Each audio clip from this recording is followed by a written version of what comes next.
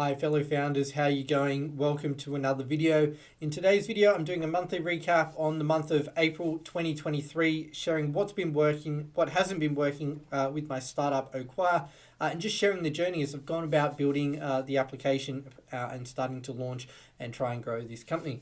So to start with, I think there's definitely been some positives that have happened during the month of April, working very closely with my designer to improve the UI and the UX of the Oqire platform. We've got our developer on board who I've been working with for some time he's actually kind of been like a mentor to me for the past year and a half. He's on board and helping accelerate product development. I'm still writing code, still actively doing that, but great to have an extra set of hands.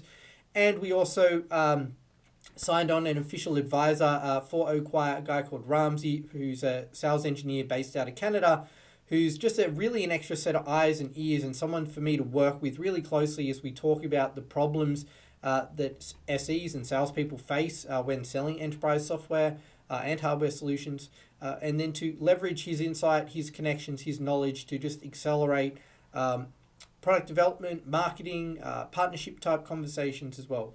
So there's been a lot of great positives that have come during the month.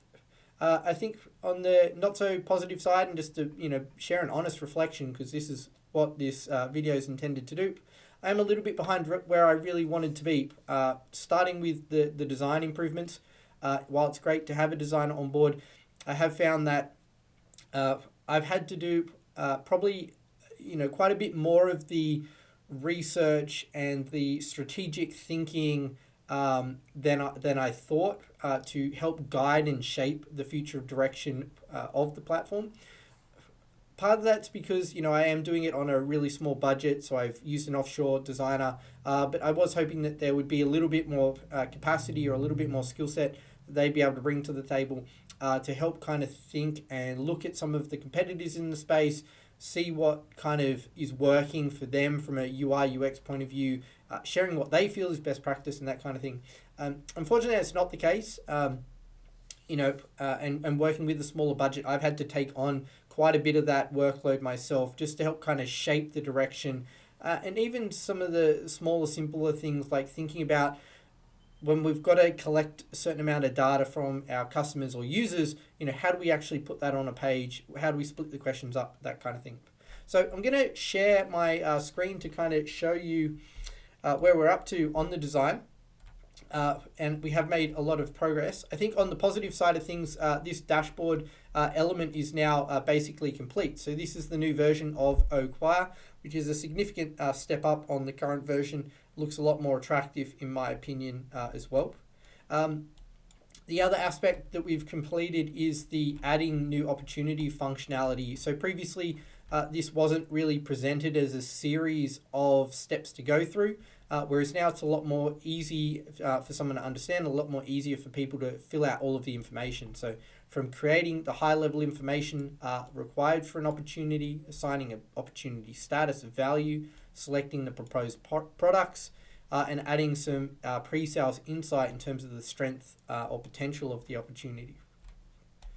We've also streamlined the qualification process and made it as part of the adding a new opportunity. So if you want to jump straight from adding an opportunity into this flow, you can certainly do that. And we've made some good progress in terms of some other functionality that we're adding in terms of battle cards. The design of this, though, still needs to be refined and improved, and then just our general settings pages as well. Where we're probably still working on some overall improvement is viewing an existing opportunity. You can see I've got quite a lot of notes there in terms of where I don't feel we're quite hitting the mark, and this is, to be honest, the one area of the design that's probably holding us back a little bit, because this is like a dependency for some of the other functionality that we're adding to the platform. But that's a little bit of a snapshot, a little bit of a snippet in terms of where we're at on the design. I think the other thing that I want to share is just the work that I've been doing on the content marketing side of things. So you can see this was published a week ago. So do need to do another blog post in a second, later today probably, because I am trying to get out 2 every week. But you can see throughout April, I've been fairly consistent with the blog posts. What's that? 3, 6, 9 blog posts in total during April. which is a significant step up on where we were previously. You can see, for example, as well, here's the blog post I wrote announcing the hiring of Ramsey as as our first official advisor. So that's been a great bit of news as well. But this is really the start of my strategy to start building out more content on the website to improve the search engine optimization capabilities of Oqire and to start lifting us in the rankings for Google. Associated with that is building out some additional pages. So some of these are still a work in progress, but and I'm considering how I do this. Some of them, like this one here, which is about more of a solution type page.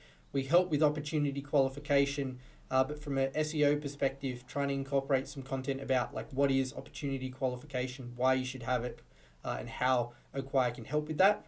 And then also working, while they're not public at the moment, on individual feature pages, which kind of roll underneath a solution, and we talk about how these features enable you and your team to basically have this outcome that these solution pages are going to be speaking to. So that's also been a huge part of the focus from a content perspective, search engine optimization perspective as well. Jumping back just to look at you guys all directly, just kind of, I guess, where we're at as well in terms of the monetization of Oqire. Again, we're probably not exactly where I wanted to be. I was really hoping that we would be about 2 to 3 weeks ahead of where we're at in terms of the design, so that we'd be 2 to 3 weeks ahead of where we need to be in terms of development, so they could go and have a few more strategic conversations and start working on getting some paid users of Oqire.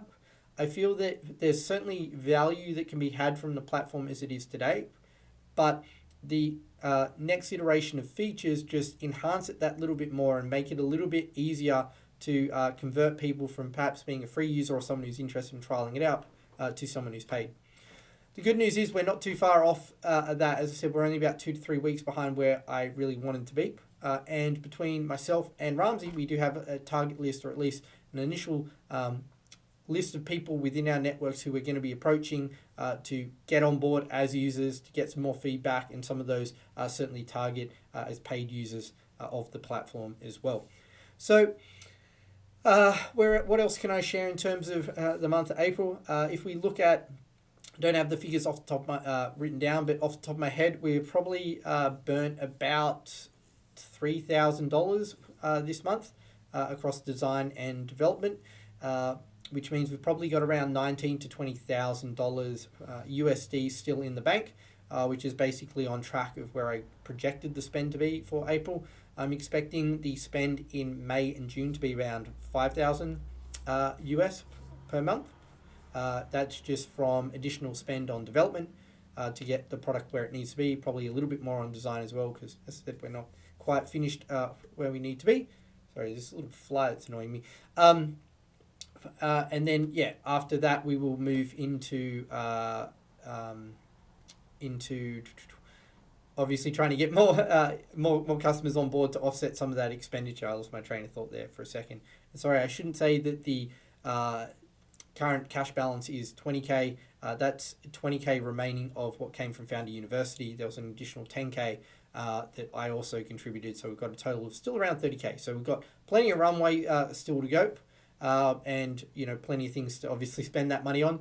And I did just remember the last point I was going to say. Once we've kind of got some of these new features released and into the live version of Oqire, I'm also going to be turning on some of the paid marketing channels that I tested previously during Founder University, and we'll see how that starts to translate. And part of the content strategy goes along with that, because there's going to be some gated content and some video content that I'm going to direct people to engage with that content, as opposed to just trying to get them to sign up straight away.